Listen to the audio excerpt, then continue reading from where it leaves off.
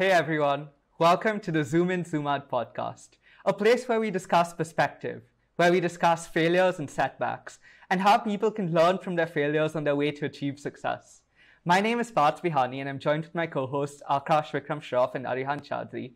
And being three extremely underqualified students ourselves, we've got some incredible guests to join us, like today's Arnab Chatterjee.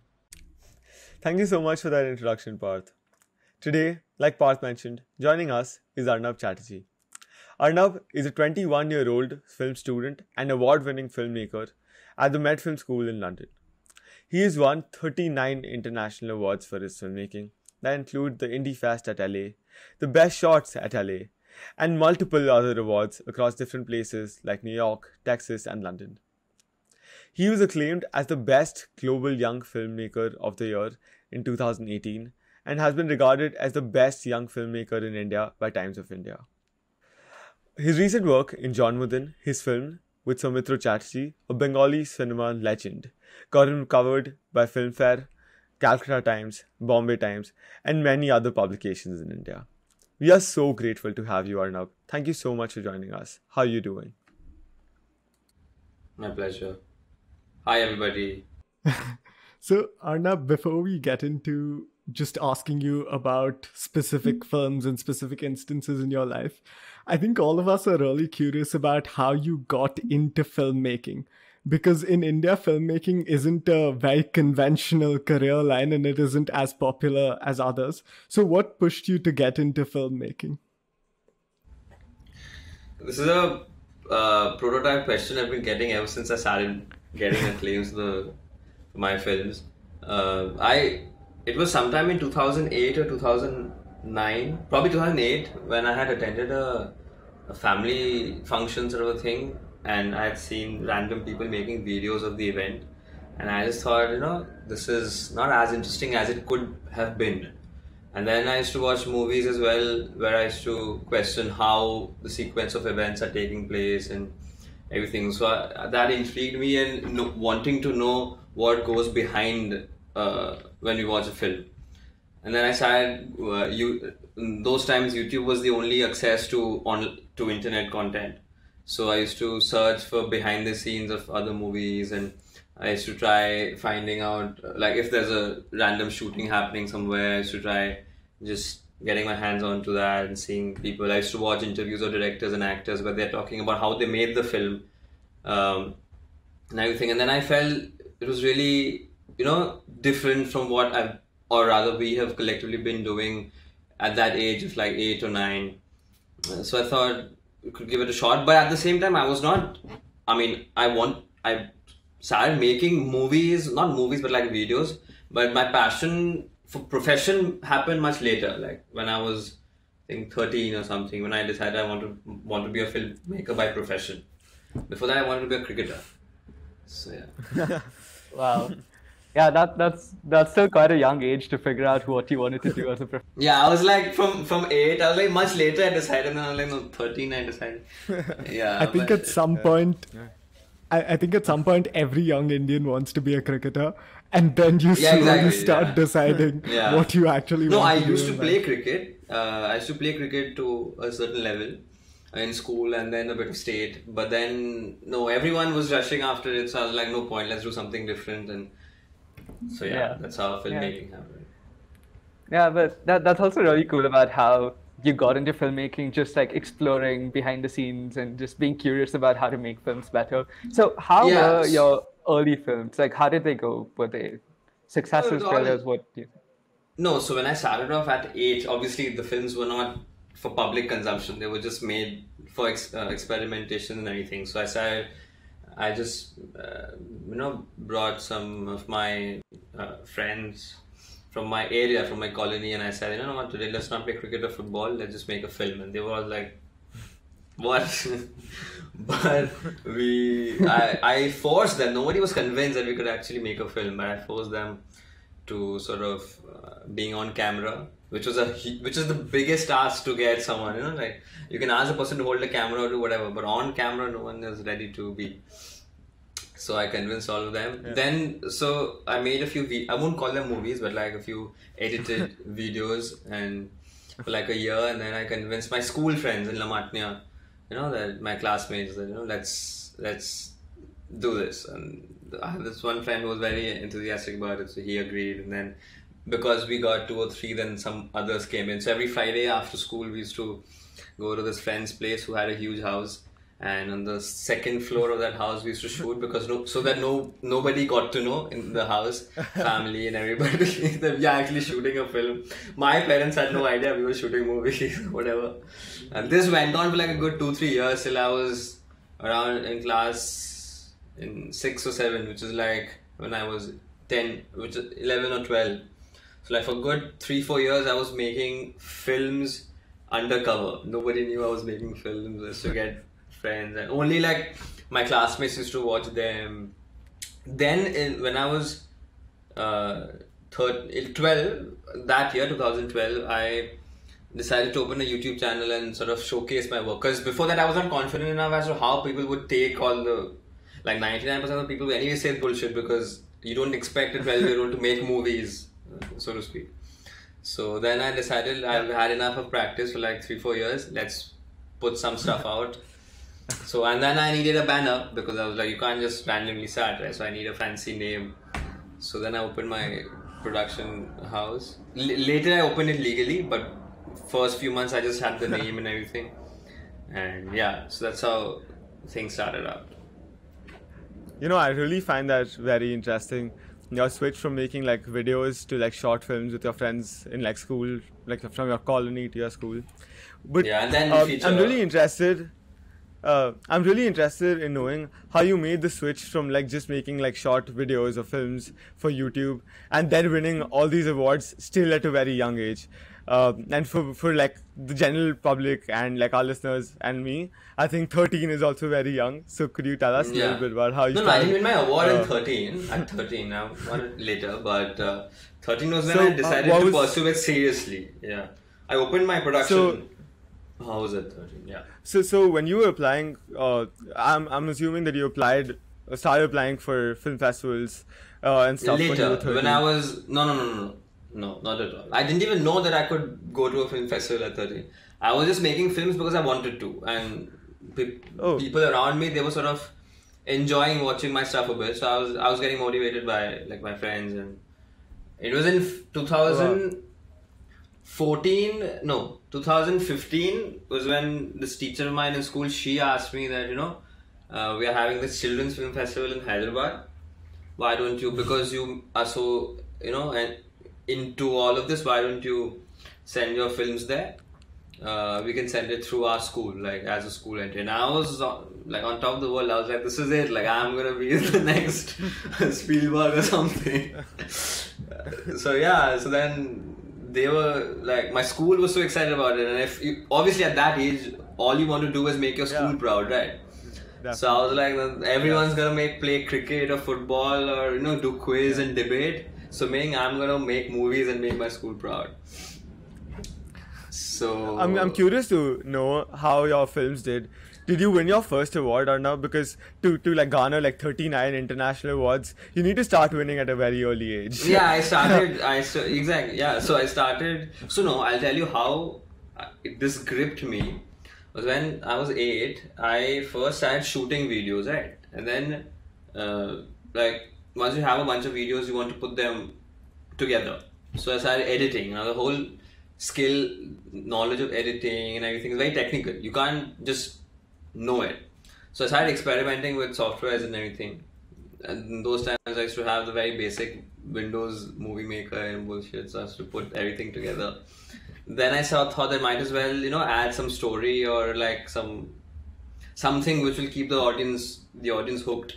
So I started writing short, like 2-3 minute episodes. Won't even call it a story, but like just a thing of like a person coming and there's a conflict. I figured out very early that every story is gripping if it has some kind of conflict of any type. So everything I used to have some episode of conflict which I used to work on. And even if the camera work is not great, editing is not great, if you have that one bit in your video, it's gonna do well.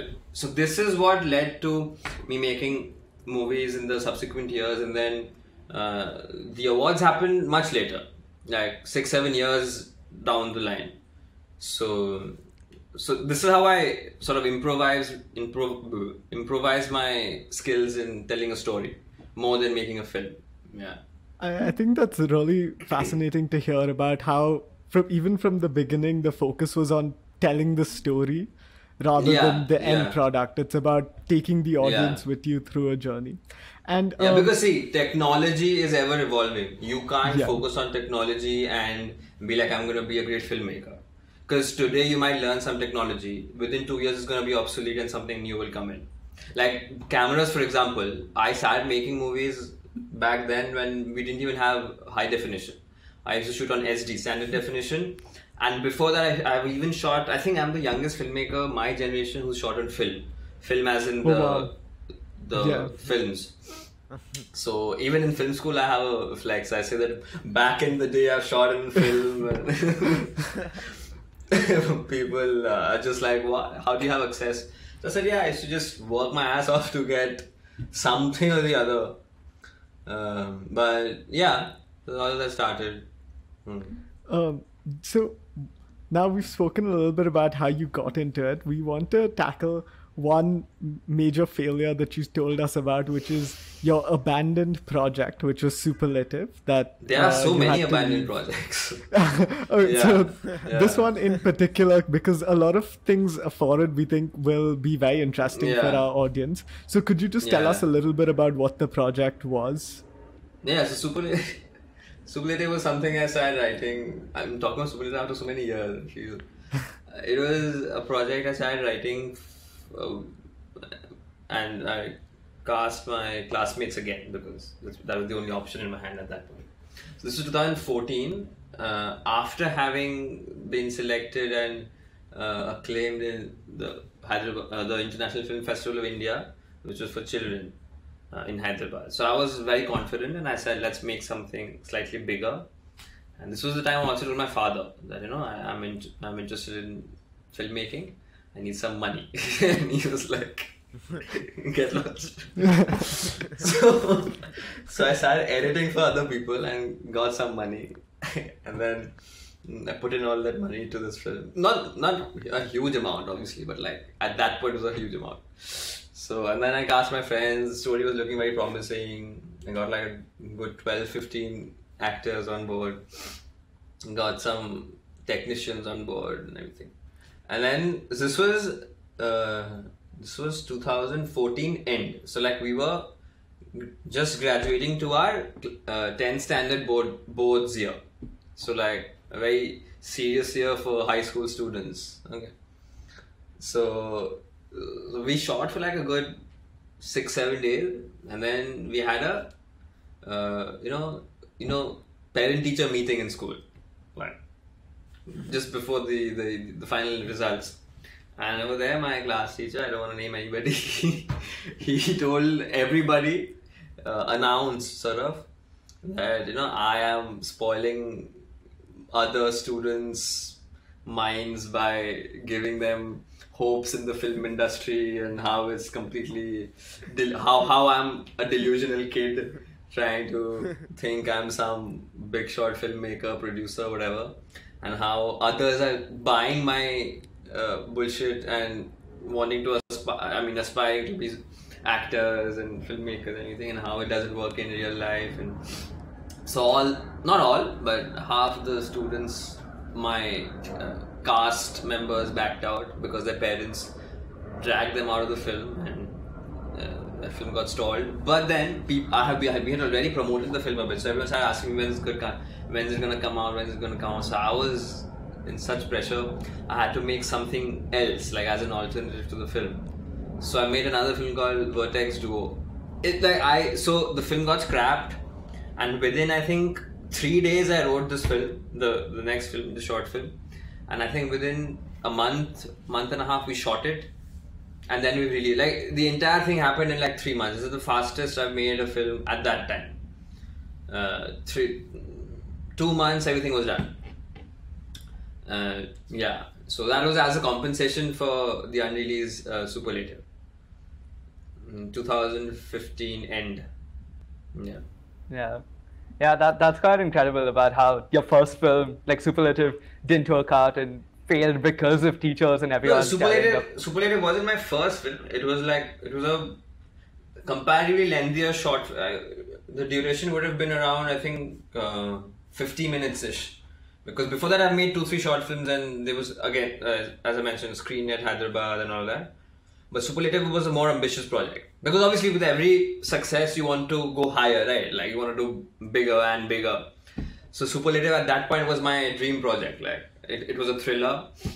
It involved multiple locations. It involved a lot of fancy stuff for that age, like for a 15-year-old filmmaker.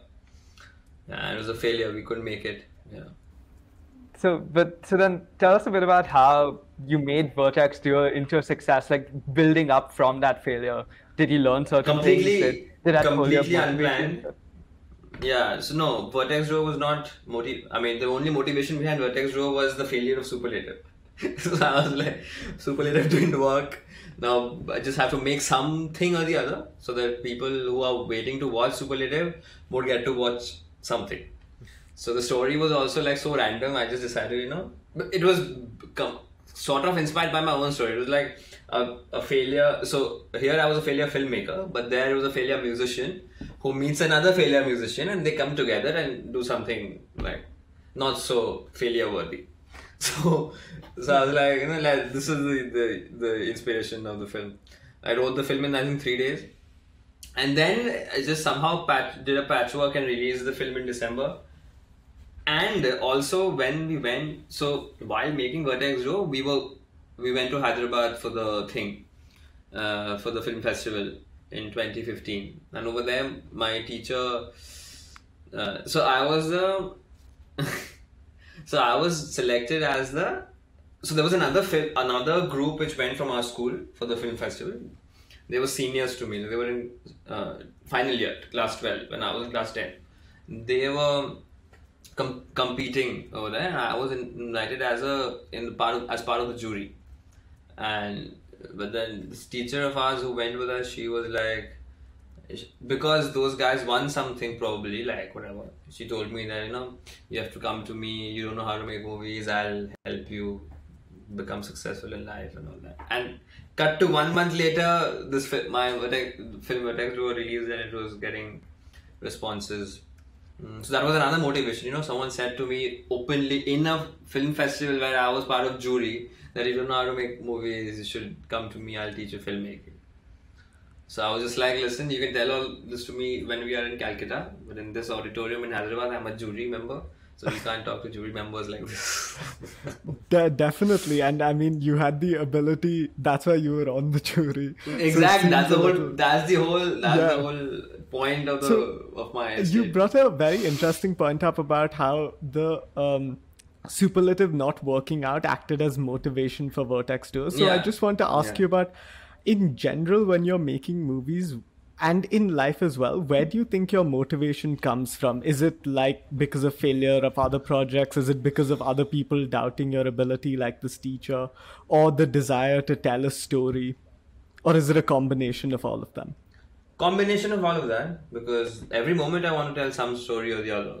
And when there's some inciting incident like, oh, you can't tell a story, then you want to tell better stories or like more stories. The desire to tell stories is always there. But when someone challenges you take challenges in your foot. So I'm like, no, if this is a challenge to me, then of course I'm going to do it. And not just in filmmaking, in anything. Of course you guys have faced it too, I'm sure. And someone says, oh, you can't do it, so you want to do it even more. So that's how, that's the whole reason why I took filmmaking so seriously, because I was adamant enough to prove to everyone around me that I'm going to do something in my school life before I turn 18, which no one else in this field has ever done, at least in our country. So I was like, let's not do cliched stuff like sports and academics and everything. I have to prove to everybody that this is something which even at this age someone can do.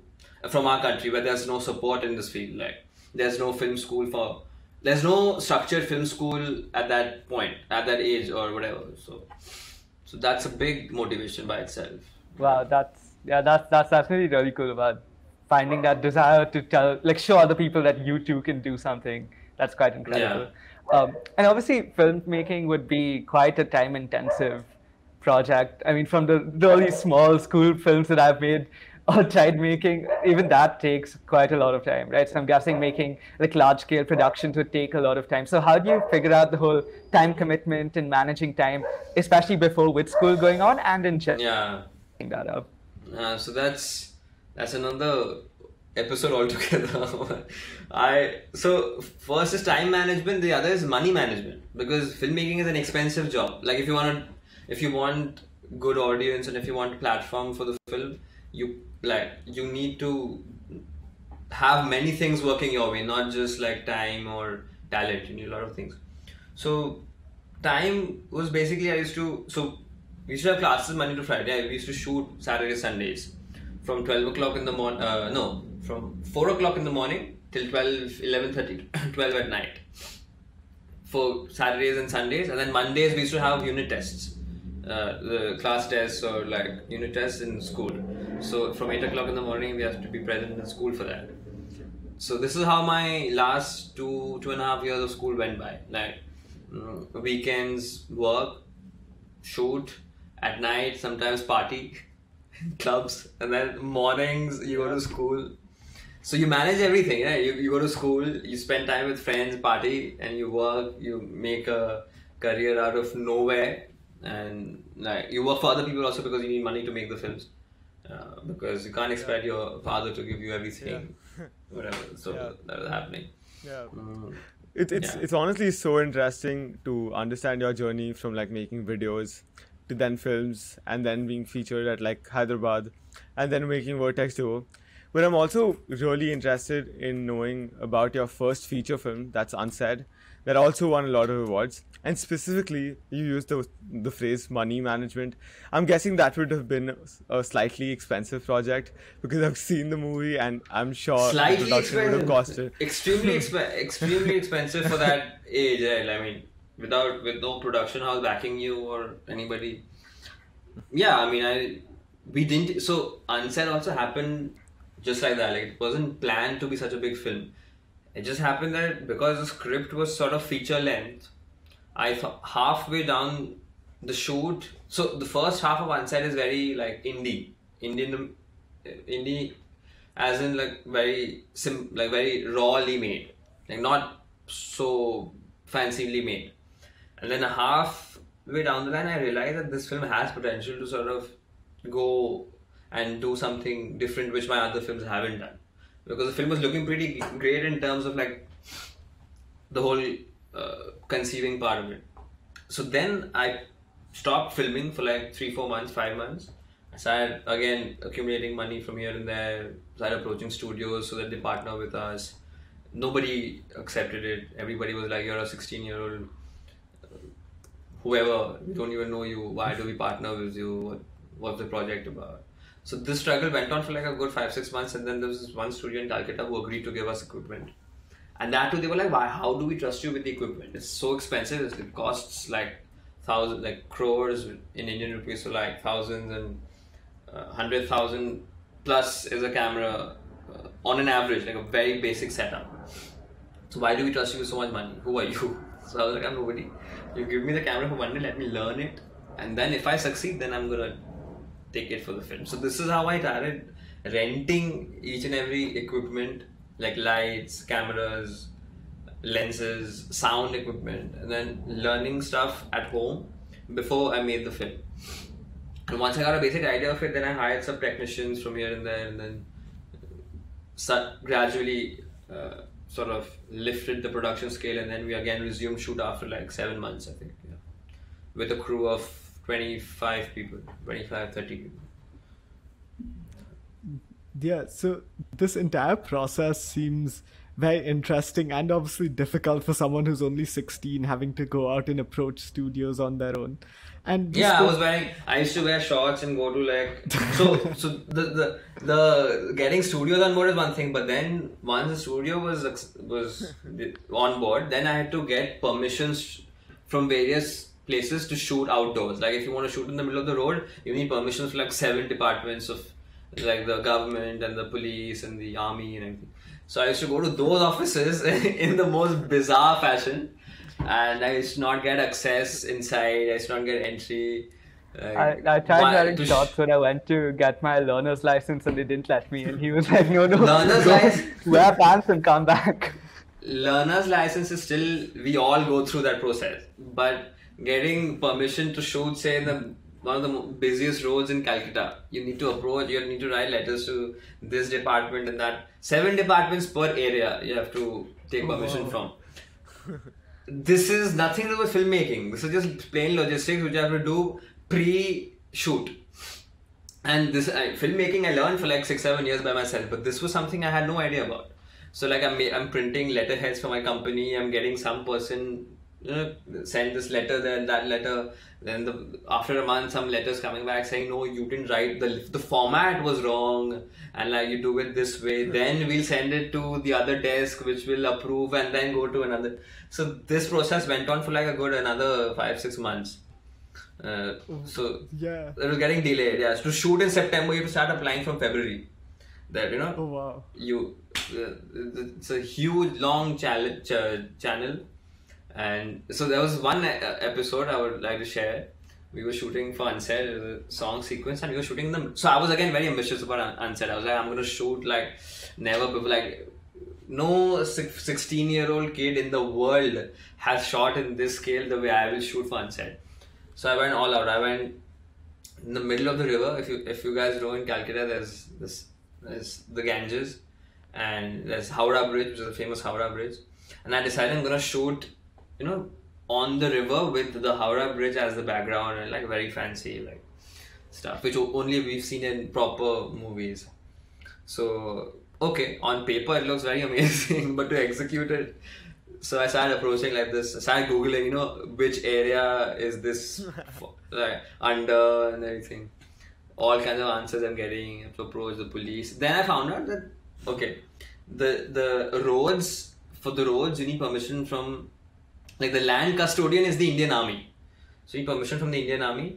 The traffic is police. So there's traffic police. The bank of the river is under the Calcutta Port Trust, the port authorities. Okay.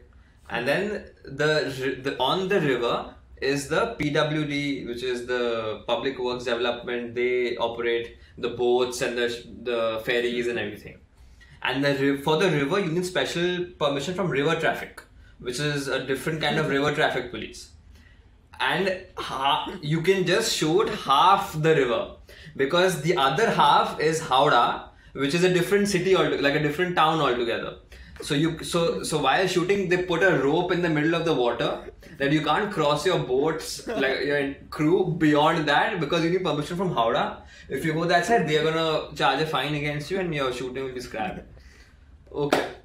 Now it's not over. So we got permission from all of them. Okay, individually I ticked off. Okay, Indian Army. I went to the Indian Army headquarters in shorts and t-shirt. Like you can't enter here. This is, who are you? Like, what problem do you have in life that you're entering Indian Army headquarters? No, I'm just shooting a film. There's no problem in my life. They're like, no, you. So I went out. Then anyway, we got permission from everybody. Now on the day of shoot, we arrive on location. We're like a group of like 40-50 people from everywhere. Lamartnia students, some crew here and there. And we are taking all the heavy equipment. We have cranes and huge lights and reflectors and generator vans and makeup vans, everything all parked, everything on permission. Okay. So now my camera department, they're carrying the cameras and the cranes on one of the what do you call it? The steamers. We booked like launches or like yachts, small yachts we booked. We booked two, one for the crew, like the actors, and one for us, the crew. So we're putting them on it, and we are using you have to walk through a jetty. You know what's a jetty? You have to cross a jetty to get on the thing. Yeah. Which floats on water, which is tied to the bank. So now people come and stop us. Like, you can't cross the jetty. Why? Because you've taken permission of the land, permission of the bank, permission of the water, but you haven't taken permission of the jetty. The jetty belongs to another department, which the office is not even in Calcutta, it's somewhere else in Bengal. Okay. so you can't use this jetty, you have to use another jetty. I'm like, no, we don't have permission of any jetty. Then you can't shoot. You can't shoot. So for 45-50 minutes we were stranded over there, and then we were like, no, we are Indians. We were like, kar do. Like, kitna chahiye? So eventually the guys agreed to sort of take like whatever, like bribes and everything. So we bribed them, and when they took the bribe, they were like, we didn't take bribe. We didn't see you. You're shooting with like without our involvement. Shoot. We give you like 2-3 hours. Shoot, and then just leave without even meeting us. You have to leave. Oh, wow. Said, okay. So good 1 hour wasted on that, and then we put our crew inside on the jetties, and then we started shooting. Oh, wow. So these are things which are like completely unrelated to filmmaking, but you have to do in order to make a film. Yeah, and I'm sure that's there in a lot of industries, but especially with this. And with the entire process that you're now trying to do of expanding ACG production into ACG entertainment, making a full entertainment suite. How is it that, say, then a 16-year-old and now a 21, 22-year-old can get themselves taken seriously in this business world while you're trying to undertake a project of this size? Yeah, so this idea... Yeah, especially in India, with tons of people trying to block you. No, so when I think I decided this just after making my last short film, John Mudin. I was 18, and then when the film was shaping up, like it was in the editing suite, so we were cutting the film together, and I thought that this film looks good. Like, story is still subjective. You might like it, someone might not like it, but like look-wise, it's looking pretty good. So if we can create content like not just under my direction, but like other directors, if I get under my banner, and we can expand my production house into like a proper scale production banner, which is not just producing my own movies. So maybe not so much like particular content, but like just getting young filmmakers on board and expanding their work as well. So they also get a platform. I get to expand the company. I might make a bit of money, and then produce bigger movies, but for myself. This was the basic idea for expansion. Then in 2019, mid 2019, before moving to London, I got a deal with. First, I was getting a deal with Viacom, and then it was a big thing at that point because they wanted to distribute John Mudin the film, and then. Some things didn't work out, so that deal fell flat. Then I got a deal from Z. They offered a pretty decent deal, and they came on board as distributors for the film. And so then I was like, okay, now maybe the whole expansion idea can take place now that we have proper distributors who do big scale movies in India as well as abroad.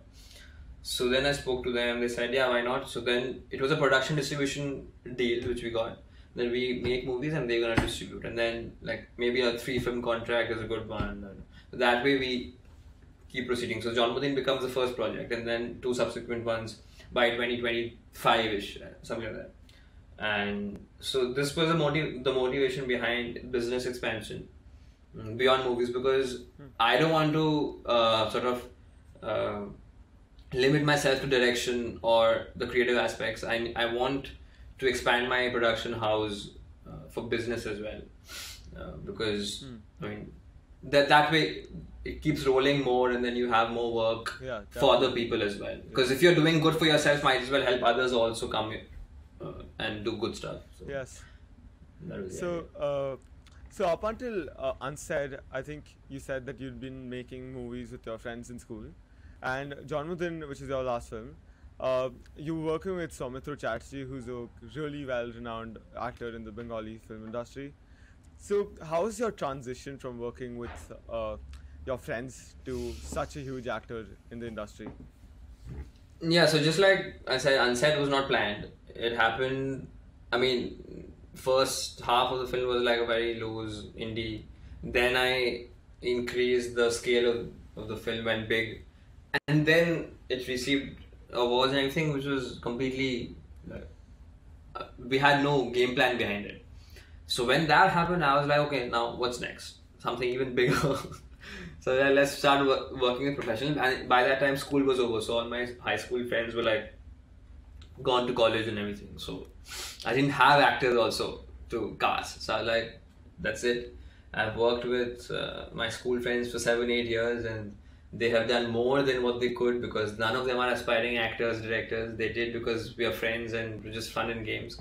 But now it's getting serious, you know. You're putting in so much money, you can't take amateur people just because they are friends, and you know, they are enjoying it. But I am making the film, I'm doing everything, so might as well make it justice to the money that you're putting in also. Yeah, exactly. So, and it's being seen by so many people. I mean, Unsaid happened. It so happened that I was 16, so it was globally acclaimed. At that age, nobody else has made that kind of a film before. But then I can't do that again and again. I have to get people, proper people on board. So I was like, if I'm in Calcutta, let's start recruiting. Advantage was that Calcutta has a very big film industry by itself. So I started approaching actors there, and I had a script for this very legendary actor, Soumitra Chatterjee, who's not my relative. People think he's my relative. That's why I did my film, nepotism. He's not my relative or anything. It took me 3-4 months to get him on board, get manager, all of that. But I sort of chased him down, and I eventually met him and then convinced him. He had heard of me, he said that he had heard of my film. Wow. He hadn't watched my work, but he had heard of me through the media and everything, and he said, yeah, but I've heard of you, but why should I work with you? Straight away he asked. So I was like, no, you don't have to work with me, you can just see my work a bit and then read my scripts and then decide. And then he said, okay, fine. So I gave him the script of John Wooden. I gave him a DVD of Unsaid, and I said, this is the homework you have to do before you sign my film. And he was very intrigued and impressed by the way I talk and everything, probably. So he was like, okay, give me like 2 weeks. No, give me 1 week. I said, cool. 1 month went by, he never responded, nothing happened. So I was like, what to do now? So then by that time I had his number. So I was like, should I text him? Should I call him? What to do? Then I texted him. Hi sir, I'm Arnab. I met you last month regarding this short film. No reply, nothing. I'm like, okay, fine. He's 80 plus. He might not know how to send a text. So I called him up. I was like, hi, do you remember me? Like, he's like, huh? I'm like, I'm Arnab, I spoke to you, like, whatever. He's like, yeah. It was very like vague. He completely forgot about me. So I was like, no, this is not happening. I have to go and meet him. Then I went to his house. He was not at home. The person asked me to wait for 10 minutes, which ended up like an hour. And then he came, and then he rushed to his study where I met him. And he's like, oh, you've come. I said, yeah, I called you yesterday. He was like, huh? When did you call me? I said, I called you yesterday. I spoke to you. He's like, no, you didn't call me. And he started arguing with me that I called him. I didn't call him. But anyway, then he sat, and I asked him, did you read my scripts and everything?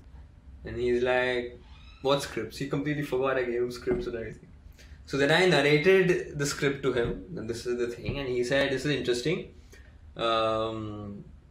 You have made the film Unsaid, right? I said, yeah, you remember Unsaid? I said, no, I haven't watched it. I read it in the papers. So I said, okay, fine. So like, okay, how old are you? I said, at that point I was 17. I said, I'm 17, 18. He's like, huh? So I said, I'm 17, 18. Then he had no response, poker face. Okay, I'm thinking, is this a no? Is this a no? Every 2 minutes, I'm like, no, now you're not do the film. I'll have to look for some other actor. And then I said, okay, fine, give me like the weekend. This was a Friday. I said, give me the weekend. I'll get back to you. So then I go back home again. On Sunday, I was so adamant. I was like, will he call me? Will he whatever? Then I called him again, and I asked him, are you like, what do you want to do? Then he said, oh yeah, you go ahead with the. Then I told him, I actually gave him a sort of an ultimatum because I was losing my patience. I was like, sir, I really want to work with you. This script I wrote keeping you in mind. So the film is about you. If you don't do the film, I might as well make some other film because I can't imagine someone else in this role like than you. So he was like, no, I like the concept and the script and everything. You do one thing. Do you have dialogues written? I said, no, but if you say yes, then I'll do everything accordingly. I don't want to unnecessarily write something which you won't end up doing. So I didn't write. So okay, fine, you start writing the dialogues. So I said, so what does it mean? Are you doing the film? Then he's like, yes, why else will I tell you to write the dialogue? And I'm like, so you're doing the film? So he's like, yeah, I'm doing the film. And then I was like, okay, done. So then I started writing the dialogues. I disconnected the call and I started writing the dialogues. I finished, it's a short film, so it took like 3 days to do the dialogues. And then I went to his house, I gave him the dialogues, and within I think a month we started shooting. So this is how he came on board. So once he came on board, I got the other actors in 48 hours. Because he was such a big name. He was actually India's only Academy Award winning filmmaker's leading actor. Satyajit Ray, if you guys have heard of him. Yeah. So he has acted in all of the Ray. Recently there's a series on Netflix called Ray, if you know about it. So that's Satyajit Ray's short stories. So it was Soumitra Chatterjee who used to act in all his movies. So when he came on board, I got all the other actors in 2 days. Yeah, that's kind of a cool story about persisting and going after it again and again. Yeah, so here's the thing. Before I met him, I was like, oh, I'm the youngest acclaimed filmmaker in India. I have like, a clout in LA and a clout in New York, and I was so proud about myself. And then this very elderly gentleman was like, no, I mean, yeah, I've heard of you, but why should I work with you? So then I was like, no, I should work on myself more. And then eventually came on board. And then I remember on the first day of shoot when we were doing the Mahurat. So before we start a film, we do a Mahurat. It's sort of the crew members, they want to do a small thing. So we crack a coconut on set. So we did that and he was present for it. And he said, he told me that, the senior most filmmaker I've worked with is Satyajit Ray. And the junior most filmmaker I'm working with is you. And this happened within a span of 60 odd years in my career. So how do you feel? And I'm like, I'm just starting the film. Don't make me be so pressurized that I mess it up completely. And then he was laughing and everything, and it was fun shooting with him. Yeah. Yeah. Talk about being pressurized. Do you ever feel sort of an imposter syndrome with such big names, such accomplished people who are a lot older than you are? Did you ever? Yeah, of course. Whenever I'm on set, in the last couple of films, I've been the youngest on set and the director. So even, let alone big actors, even giving direction to a crew member who's double your age or triple your age, and he's calling you sir, and what do we do? And even though I'm his son or grandson's age, I'm like. You always get intimidated by anything happening on set, because film set is a dream in many ways, because we are in the business of selling dreams. So being on a film set is wow, what's happening? So even now when I walk into a film set, I feel, even if it's not my own film, I feel wow, big cameras, actors sitting there, there's lights, there's everything which is an image we create on screen for people to watch.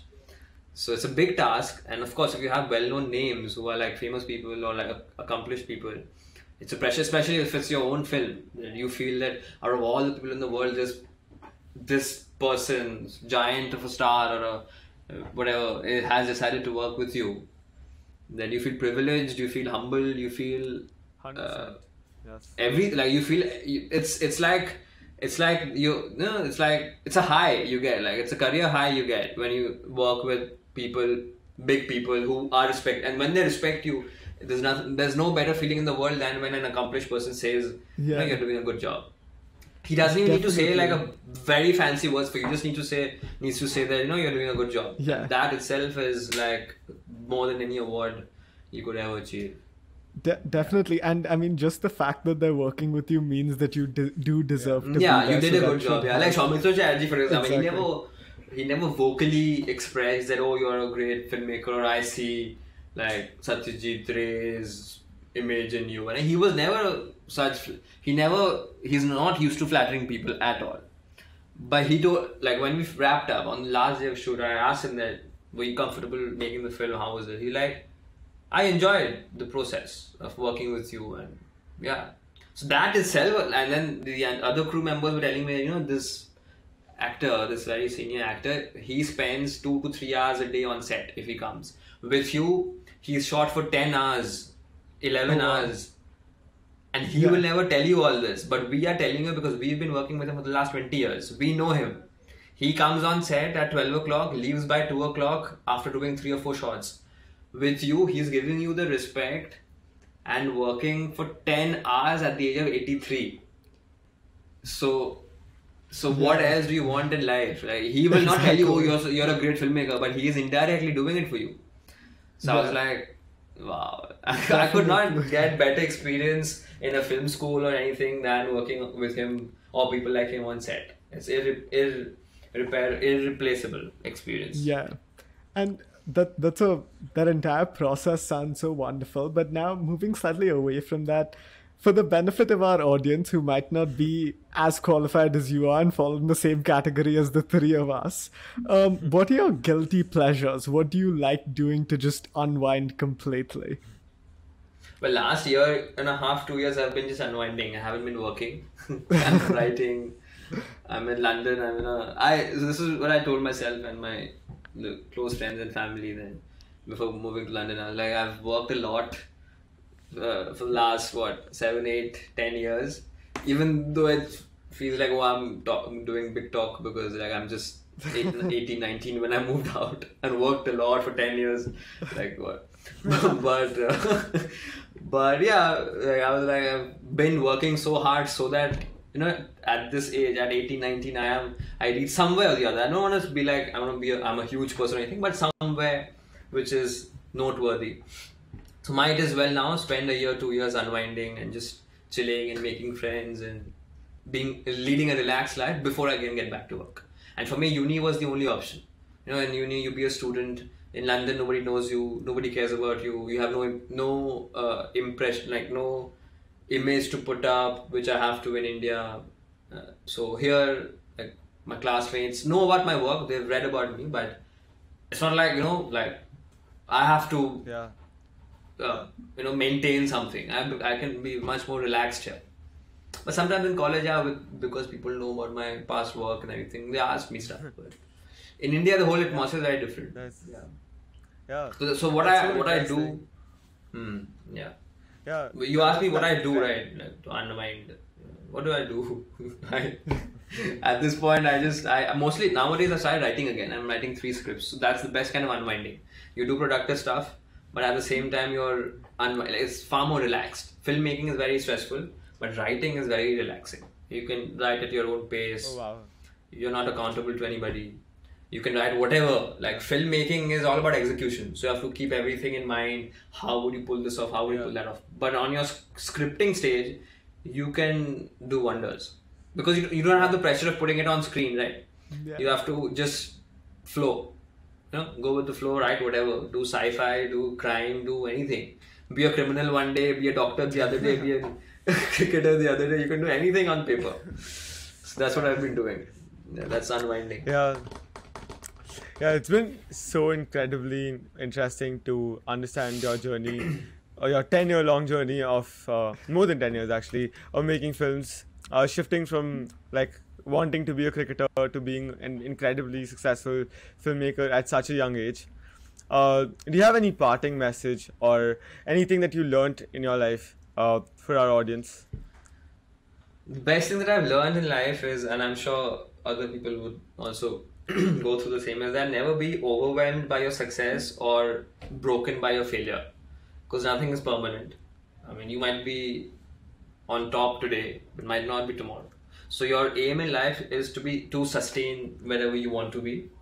And another thing is, success doesn't come overnight. So like without hard work, there's no success. I mean, you might get somewhere, but to hold that position, you need to put in everything you have. And you only live once, so might as well do it. And so whatever it requires you to reach wherever you want to reach at any field, any platform, any profession, you have to pursue it with hard work. And at the same time, like something which I regret, I mean not fully regret because I enjoy where I am today, but like my child, like when I was from 8, 9, 11 till about 18, I spent so much time on just my career and everything that on a personal level, I suffered because, the friends which I made, like family relations, those were not so strong compared to how I was focused with my career. So that's very important. No matter how far you go, you have to have trustworthy people around you, which I think I kind of lack. So you have to judge people who are coming to support you, because most of the people will support you because you're successful, not because you are you. So you have to screen people. So this is another parting message, I think. Beware of people who are nice to you. Thank you so much for speaking to us, Arnab. For all of our listeners, we'll have the links to all the movies of Arnab, all his things that he's made, as well as his website, ACG Entertainment. Please keep an eye out for Janmadin. I hope that it comes out soon. Janmadin is coming on Z5. I'm going to plug Janmadin. Janmadin yes, is coming please. on Z5 very soon. I don't yet have a date. I just spoke to them 2 weeks ago and they said it's going to come on very soon. So yeah, when it's out, you can just go on Z5 and like search or something. And Thank you so much, Arnab. Thank you. It was great speaking to you. Bye. Great speaking to you guys too. Bye. Take care. Bye. Take care. Bye-bye.